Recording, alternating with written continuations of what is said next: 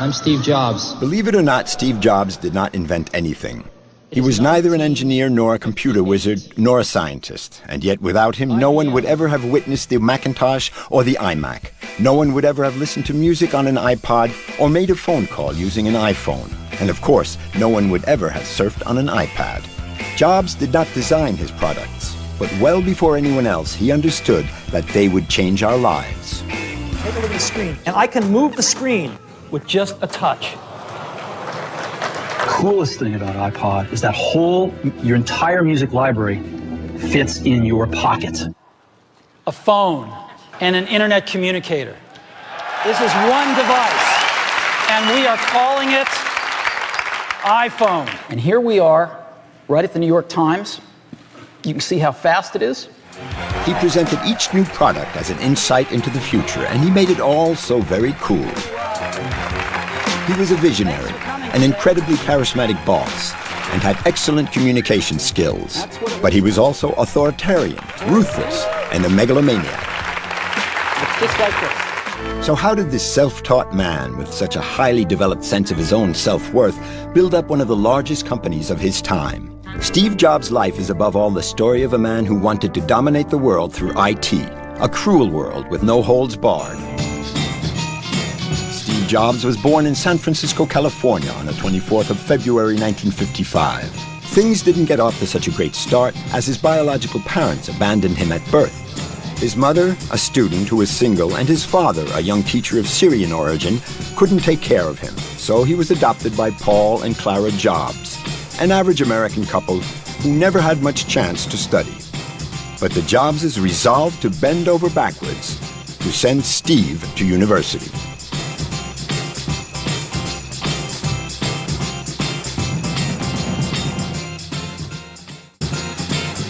The young Steve grew up with his adoptive parents in the south of San Francisco in this small suburban bungalow in the heart of a valley filled with apple trees, soon to become known as Silicon Valley.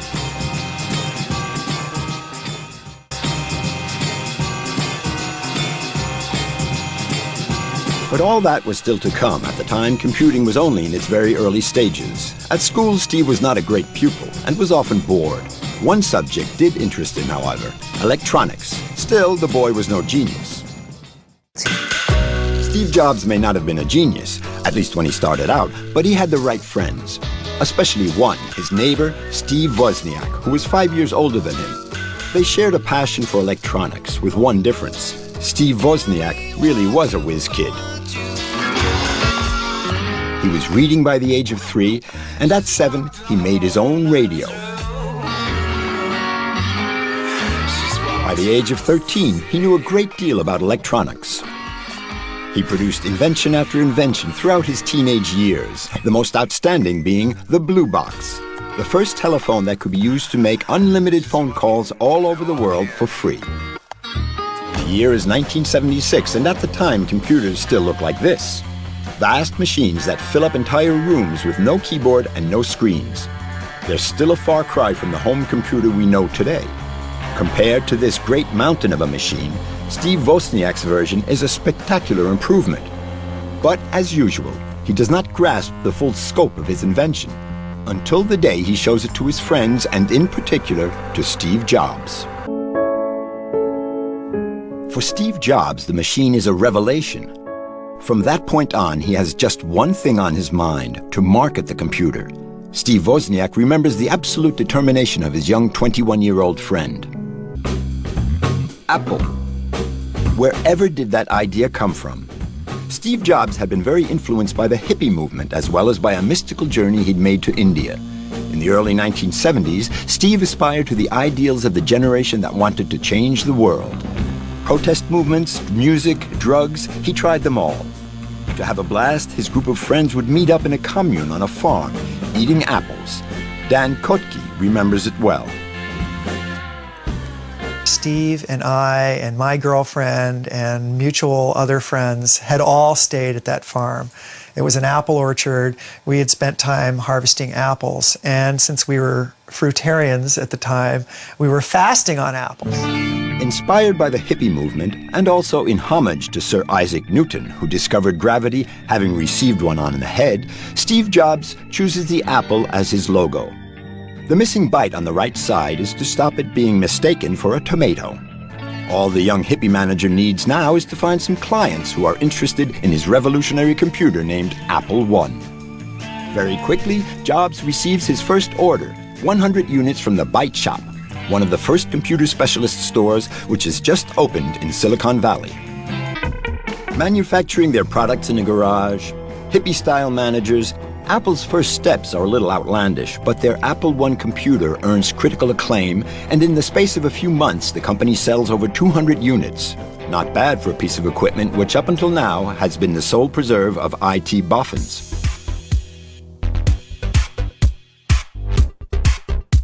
Apple I looks a little basic and is even sold without a screen, which means its users have to hook it up to a television screen all by themselves. Operating it requires both computing and do-it-yourself skills. Wozniak has no idea how he did it. Steve even less so, but they have something the others don't have: vision. Firstly, it has a lot to do with the design. Apple II has lost that homemade appearance. It's enclosed in plastic casing and comes with a monitor and a disk drive. Jobs has just transformed some obscure machine into an object of mass consumption.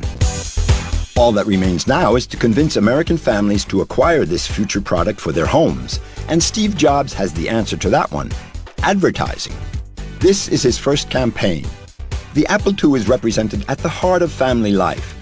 From the comfort of his own kitchen, Mr. Apple II owner can check his shares on the stock market.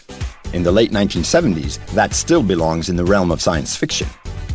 And that's where Steve Jobs' genius lies, bringing technology into our daily lives and, 20 years before the era of internet, being the first to imagine simple, useful, and entertaining products that will change people's lives. The two founders pose proudly for posterity. By the early 80s, their adventure has become a success story. Just 4 years after starting out in a garage, the small firm has become a key Silicon Valley company. The Apple II has conquered America. 300,000 units have been sold, and now it even equips schools. U.S. school kids learn computing on the Apple II. In the late 80s, the young company is listed on the stock market and the floodgates open. Nearly 5 million Apple shares are snapped up within minutes, and the company's value leaps 32% on the first day. The two young Steves become millionaires overnight. Jobs is 25 and Wozniak is 30. Their combined net worth is $300 million. Their lifestyles explode accordingly. This is Wozniak's Porsche with its Apple II license plate. This is 1981. The IT sector is dominated by IBM, at the time one of the world's biggest multinationals. Employing over 350,000 people, it makes most of the world's mainframe computer systems. Yet that year, IBM in turn decides to take on the personal computer market by launching the IBM PC, largely inspired by the Apple II. Convinced of his superiority, he wants to crush IBM. It becomes his obsession. And to lead this war, he sets out to recruit a businessman. And not just anybody, John Sculley, the CEO of Pepsi-Cola, the man who made his reputation by shaking up one hell of a competitor, Coca-Cola. The teaming up of the two men is headline news. Their plan to take on IBM even makes the cover of Businessweek. Steve Jobs has no doubts whatsoever, as illustrated by the way in which he asked Sculley to join him.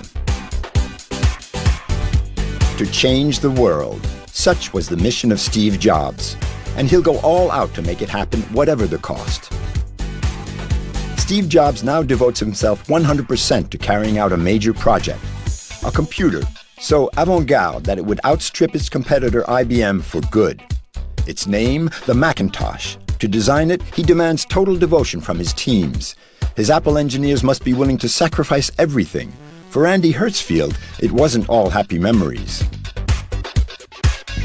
90-hour work weeks. After 3 years at this frenetic pace, the Macintosh is ready at last. Planned launch? January 1984. That day, before a full and frenzied auditorium, Steve Jobs staged his own consecration. You've just seen some pictures of Macintosh. Now I'd like to show you Macintosh in person. In a US-style show to his glory and that of his creature, he sets out to demonstrate his technological advance, to make interacting with a computer more human at last. On giant screens, we discover its animation and graphics capabilities. For the first time, a computer even lets people draw. By way of illustration, a portrait of himself. And Jobs is more megalomaniac than ever. 29, Steve Jobs is at the pinnacle of his glory. The Mac and his demonstration are a stroke of genius. He's neither inventor nor engineer, and yet the Mac is his creature, the first personal computer ever. The press is unanimous. It's a revolution, and on the sales front, it's a knockout. Despite its costly sales price, the Macintosh is snapped up. $2,500, twice the price of an IBM machine. What distinguishes the Mac from all its rivals is its extreme user-friendliness. Even a child could use it, all thanks to revolutionary breakthroughs such as the mouse. The mouse, in this form, was totally new, as were the icons, menus, and windows, which appear here on a computer screen for the first time. What makes it all possible is the brain of the Macintosh, its operating system. It's 10 years ahead of its competitors. Steve Jobs is convinced that he's reached the summit, alone and unrivaled. With the Mac, the iMac, the iPod, the iPhone, and the iPad, Steve Jobs managed to fulfill part of his dream. He who promised to make the computer as easy to use as a toaster will have at least won his bet. To make IT part of our everyday lives. That had been his reason for living for over 30 years, and in a sense, he did change the world. The story is far from over, but Steve Jobs had to retire from the race. On March 2nd, 2011, he made his last presentation before a very emotional audience. Then on August 24th, worn out from illness, he chose to step aside and to resign as CEO of Apple. Having been confronted with death for so long, he lived each day as if it were the last. And doubtless, that is why his final years at the helm of Apple were so creative. Then, on October 5th, 2011, death finally caught up with him. Apple, one of the richest companies in the world, is now an orphan. We've got a great hands-on area, and I'd really encourage you, go get your hands on one of these things. You won't believe it. Thank you very much.